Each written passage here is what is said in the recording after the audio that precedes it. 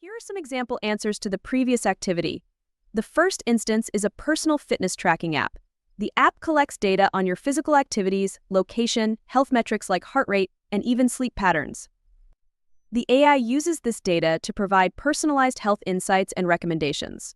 While you may appreciate the personalized insights, you should be concerned about how sensitive health data is stored and protected. The app's policy mentions encryption and anonymization, which somewhat alleviates your concerns. Another instance that we could mention is a smart home assistant device like Amazon Echo. The device collects voice commands, interaction history, and in some cases, ambient sounds from its environment. This data is used to improve voice recognition and provide personalized responses. The thought of constantly having your conversations potentially recorded is unsettling. However, the ability to review and delete these interactions in the app gives you some level of control over your data.